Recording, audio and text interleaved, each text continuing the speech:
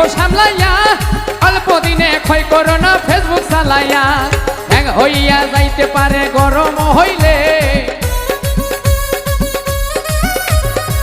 হইয়া যাইতে পারে গরম হইলে